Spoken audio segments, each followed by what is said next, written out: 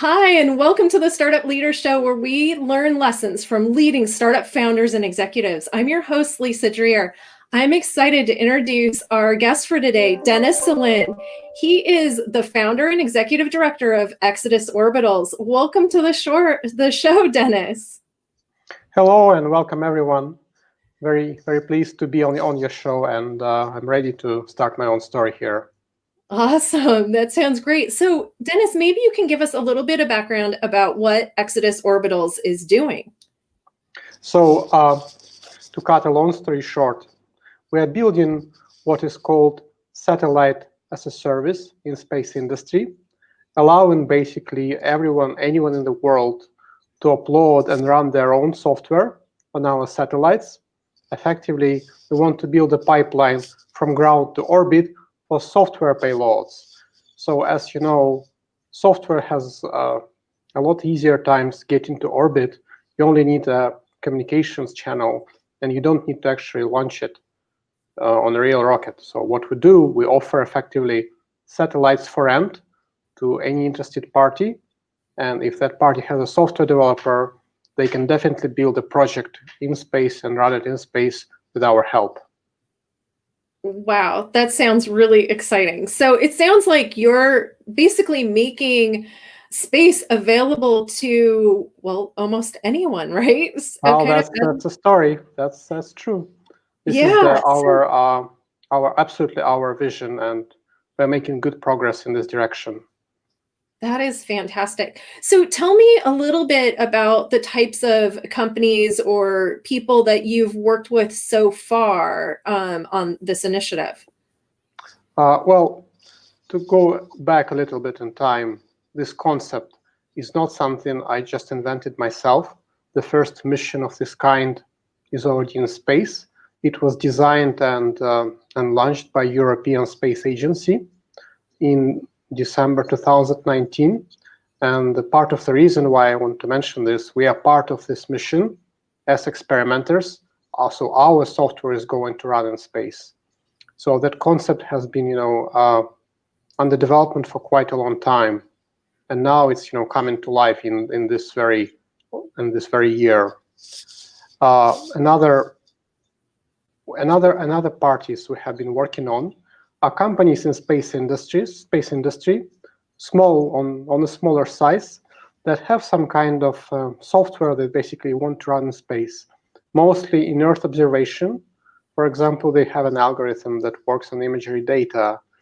There is an interesting fact that only 1% of all satellite instrument data, photos from the imagers, are downloaded to the ground. The rest has to be discarded simply because there's too much of the data. So companies that will be our clients are the ones that will do some kind of in-space data processing on either imagery or data from the radio receivers, like the software-defined radio receivers on the satellites. We already talked to a number of our first clients. They all told us it's very convenient tool for their use. So they only need maybe the satellite for a certain duration in a certain regions of Earth for a certain time, and they only need to pay for this much satellite time. That cuts on their costs quite dramatically. Absolutely, right? They don't have to launch their own satellite. So did I see that you're actually booking time right now? We are booking time on our satellite right now. It's available to buy on our website. It's a pre-order, so you only need to pay 20% of your total cost, and you can do it today. Anyone in the world within reasonable limitations can afford this time on the satellite. This will be the time on our first commercial mission, which we are currently in the middle of developing with another US company, who will provide us with actual satellite and the hardware and all the launch and services and coordination efforts, while we will have access to the satellite imager camera, and we will have our own CPU to run the customer's software. Got it. Wow. So in the initial phase, what were some of the most interesting projects, or what are some of the most interesting projects you see coming up? On our platform, this will be things like identifying objects on the ground from the satellite photos and just downloading the data on those objects instead of entire photo. So, for example, there's a good example I learned from another company. There are a number of shipping containers that are floating in the world ocean. They have been washed overboard, and they are navigational hazard to other ships because they just float at the level of the water and barely visible. Now you can definitely see them in the satellite photos because the shape is unmistakable. It's a rectangular shape among the natural outline among the water and waves.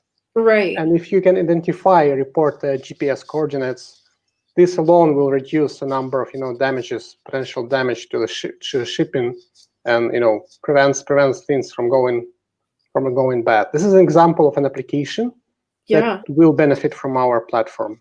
It is software based and it requires access to space. Wow, that's really exciting. That seems like it would make a huge impact, for the shipping industry, even for other vessels that are out in the ocean, right? That's amazing. You don't think about those hazards being out there. That would be really scary to come upon that if you're out in the ocean. Yeah, there's definitely a lot of commercial applications, and this is one direction we'll be pushing heavily. And the other one is providing people who don't have the budget for full-scale space exploration efforts. No, but not everyone is Elon Musk. To give them a shot at doing something of their own and run their code on a real satellite.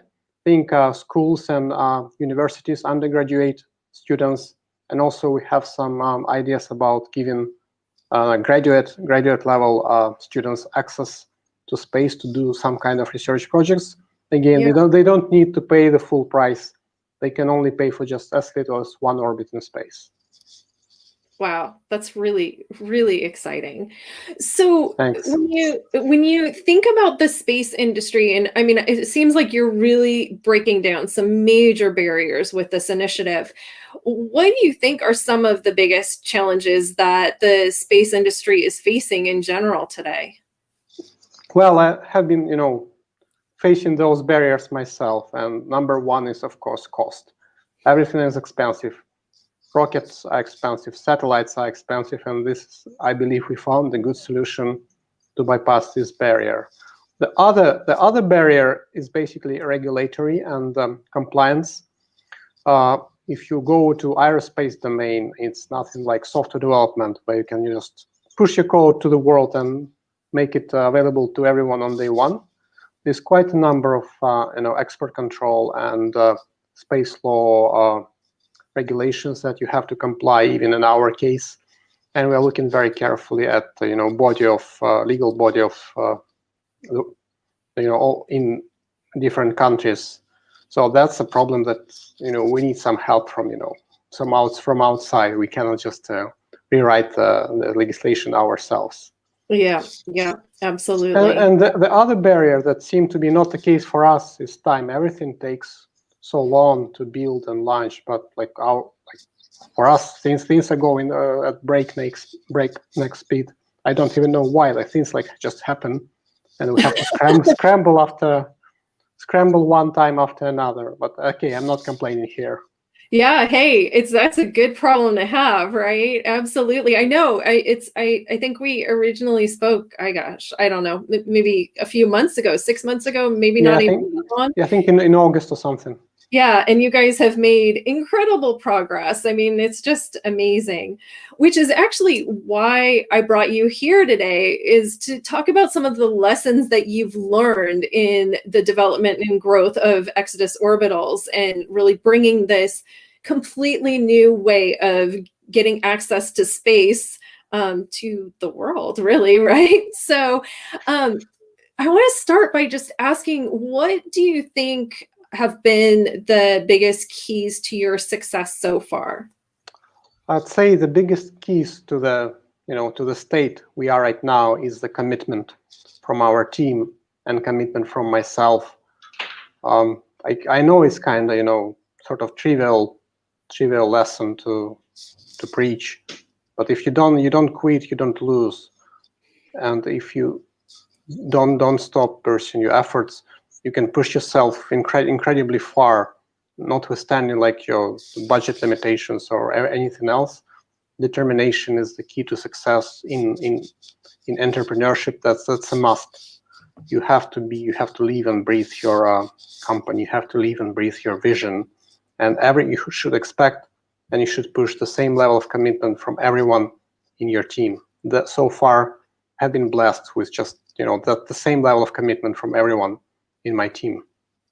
Yeah, absolutely. Wow, that's great. I loved what you said. If you don't quit, you don't lose.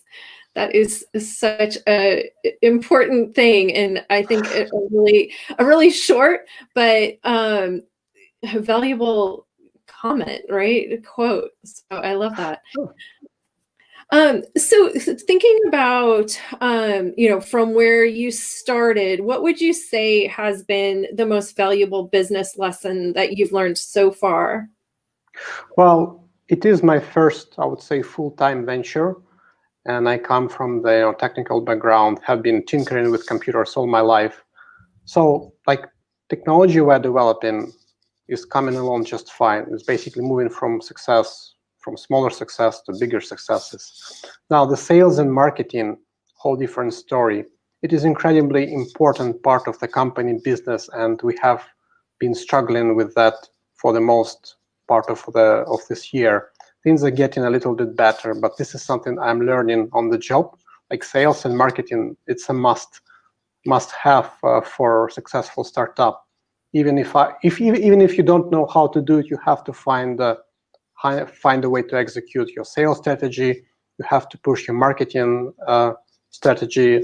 You need to have people on the same page, and you need to have people with some level of understanding of both of these areas. So that's what I have right now.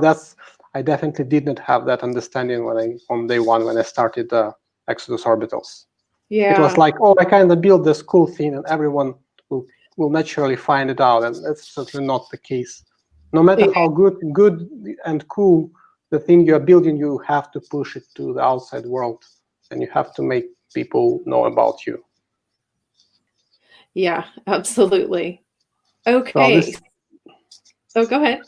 Yeah, no, this is why was my most valuable lesson learned. Yeah. So kind of knowing what you know now, are there things that you would have told yourself when you were first starting out, either on this initiative or even earlier in your career? Well, two things I would told myself 2 years ago. Like the first one, just do it. You're doing the right thing. And the second thing, find some sources of funding before you do it. Even like in Exodus Orbitals case, we're still struggling with that. We're still in the middle of the death valley of startups. We have tremendous progress, but literally no money. Things would be much easier if we got better financial backing, but that's just the case. Sometimes you have to jump and then figure out how to get safely to land in flight. But that's the right now as one of our struggles: get funding first and then do your startup idea. But if you don't get funding, do it anyway. You'll still get somewhere. You'll still get somewhere. Yep, absolutely. So, and I think that you also see kind of, especially in the space industry, where it can take a while to get to the revenue stage, that it can be even more challenging to get that either early seed funding that you need, because you may be years from the revenue. But I don't get the impression that that's the case with this solution that Exodus Orbitals is rolling out. Well, we kind of expected the first revenue in the way just you describe it in take a few years. before getting the first clients to pay. But right now, basically, we found a way to first get some revenue. Like now, we had some revenue already from our sales of our development kit for our mission. And second thing, this is now an operational requirement because finance is still incredibly tight. We need some money now, so this is why we launched the pre-orders on our website. And the second thing, because we don't have a lot of money, we found a way to basically do our commercial mission on a very cheap budget. So we will get revenue next year, and we will get our spaceborne capabilities also next year. So we incorporated in 2018, in 2020 first revenue, maybe 2021 we can break even. In terms of space industry, that's incredibly quick. Very quick. If there are any investors among your audience, we are willing to talk. And there's a pretty big potential for growth in this new market we are going to open up. Oh yeah, I really see space as a service, satellites as a service. All of this is just, I think it's where things are headed without a doubt. It's just, you can't help but imagine that. And it just completely follows the kind of cloud development. It's very similar situation. So I think you guys are in a great space. So kind of going back, is there anything that you would do different if you were to start over again? Again, I probably already mentioned that, but I started full-time efforts on without much preparation, maybe having a bit more a better starting position in terms of finances would help. But again, I didn't expect much to happen, and then things started to kind of happen unexpectedly in a good way. Yeah. So I kind of went along with the flow. You cannot predict which way you go. I could have been doing this for a year or two and getting nothing in return, and then I would probably have quit. Yeah, but anyway, better preparation is makes things less painful. So right now, all the Exodus orbitals was one scramble to another scramble, and we won all our scrambles. But it was quite a stressful story we had in the development of our company. Yeah, I think preparation is the key. Yeah. Absolutely. So because you guys are pretty early on, a lot of times what happens with early stage companies is that they'll get to a plateau and they kind of get stuck there. And then, they have to figure out, how do we get past the plateau? Have you really had a chance to experience that at this point? I don't think we have, stuck a plateau yet. Yeah. We're still in the very, very early stages. I do have some thoughts on how we are going to scale up. Yeah. And right now we are just a few people, and we definitely will be a lot bigger company in 2021 if things go well. So I cannot say I have a lot of experience with scaling up. But I do think there's one thing that everyone needs. You need to develop people skills as well as technical capabilities. And that was, again, a learning experience for me. The people skills for both, talking with the outside world to your partners, vendors, clients, and within your team. It is a, learning experience so far for me. I used to work alone, or maybe one person above me or one person below me in the corporate structure, and that was it. Now I became like the team leader, and encountered all those things that team leaders encounter at once. Again, like learning on the fly was an experience for me. The people skills are absolute, again, must for any kind of CEO position. Yes. Maybe it's not exactly a great truth I'm uncovering, but it's just worth mentioning. Yeah, absolutely. So now I kind of want to close this up with one last question. And that is, if you could make one prediction about the future of, could be business, could be space industry, what would it be? I could go for another half an hour about predictions on future. I love those, mental exercises. But one thing I can want to say about, space industry in general is basically the cheap will beat the expensive, and space industry is dominated by things that are expensive in both satellites and, launch industry. The small and cheap, like CubeSats or small-scale satellite launchers, will be a dominating force in the space industry going forward, at least a lot more than they were 10 years ago, especially in the satellites, which is my area. The CubeSats have incredible potential for disrupting the rest of the satellites industry, and small and cheap satellites will dominate the areas that were traditionally covered by large and expensive. Even with geostationary satellites, a lot of geostationary applications can be replaced with swarms of smaller satellites at the Earth orbit, and I think that will be a direction where space industry will grow most, like the small satellites, large constellations of small satellites. This is my take on the subject. Yeah, it's interesting. I was out for a walk early in the morning, still dark out, and I saw the big line of oh, really? That's the Starlink ones. Yep.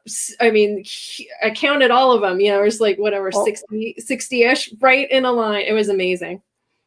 Yeah, well, I hope there will be people one day watching on those satellites, not from below, but from above, from space stations and moon and settlements in space.